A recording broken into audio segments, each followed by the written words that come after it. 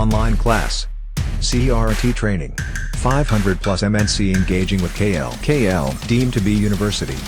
గడిచిన 4 సంవత్సరాల 8 నెలల కాలంలో వైఎస్ఆర్ కాంగ్రెస్ పార్టీ పాలనలో పెద్ద ఎత్తున రాష్ట్రంలో ఉన్నటువంటి అన్ని వర్గాల ప్రజలకి కూడా అనేక సంక్షేమ పథకాల ద్వారా కోట్ల రూపాయలు అందించడం జరిగింది.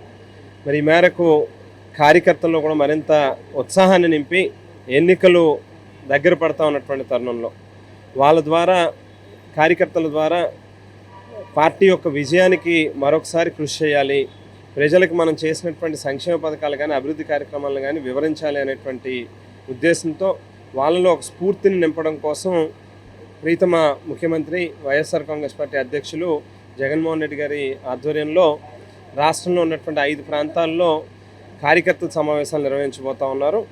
అందులో భాగంగానే ఈ నెల 30వ తేదీ ఏలూరు ప్రాంతంలో కృష్ణా జిల్లా, వెస్ట్ గోదావరి అలాగే ఈస్ట్ గోదావరి 3 పాత జిల్లాలకు సంబంధించినటువంటి నియోజకవర్గాల కార్యకర్తలందరూ కూడా ప్రతి గ్రామం నుంచి కూడా వచ్చి పార్టిసిపేట్ చేసేటట్టుగా దానికి సంబంధించినటువంటి ఏర్పాట్లని పరిశీలించేందుకు, దానికి అవసరమైనటువంటి చర్యలు తీసుకునేందుకు మా ప్రాంతీయ సమన్వయకర్త అయినటువంటి మిథున్ రెడ్డి గారి ఆధ్వర్యంలో ఈ యొక్క సమావేశం జరపడం జరిగింది.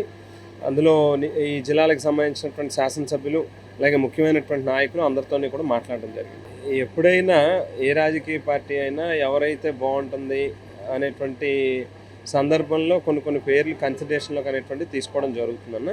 సహజంగా అదే రాజమండ్రి పార్లమెంటు విషయానికి వచ్చేసరికి అది బహుశా కాపు సామాజిక వర్గానికి సంబంధించినటువంటి వాళ్ళని పెట్టాలి అనేటువంటి ఆలోచన చేసినప్పుడు మా కుటుంబం రాజకీయ నేపథ్యం ఉన్నటువంటి కుటుంబం జక్కంపూడి రామ్మోహన్ రావు గారి కొడుకుగా, లేకపోతే ఈవేళ తూర్పుగోదావరి జిల్లా పార్టీ అధ్యక్షుడిగా నేను బాధ్యతలు నిర్వహిస్తూ ఉన్నటువంటి సందర్భంలో సహజంగా నా పేరును కూడా కన్సిడర్ చేసేటటువంటి అవకాశం ఉంటుంది. బట్ అలాగని ఎక్కడ ముఖ్యమంత్రి గారి దగ్గర నుంచో పార్టీ దగ్గర నుంచో నాకేమీ ఇట్లా చేద్దాము అనేటువంటిది ఇంకా ఏమీ చెప్పలేదు. అట్ ది సేమ్ టైము మేము కావాలని అడగలేదు. అట్ ది సేమ్ టైం ముఖ్యమంత్రి గారు ఇది చెయ్యి అని అంటే కాదు అనేటువంటి ఇది కూడా కదా. ఆయన ఏది చెప్తే ఆయన ఇందులో గోదావరిలో దూకుంటే దూకుతాం, చెట్టు ఎక్కమంటే ఎక్కుతాం, లేకపోతే ఈ రకంగా చేయమనంటే చేస్తాం. అందు గురించి ముఖ్యమంత్రి గారు ఏది చెప్తే దానికే కట్టుబడి ఉంటాం అనేటువంటి మాటను కూడా ఈ సందర్భంగా స్పష్టం చేస్తాం. మరిన్ని వీడియోస్ కోసం ఛానల్ ని సబ్స్క్రైబ్ చేయండి, లేటెస్ట్ అప్డేట్స్ కోసం వాట్సాప్ ఛానల్ ని ఫాలో చేయండి అండ్ లింక్ డిస్క్రిప్షన్ లో ఉంది.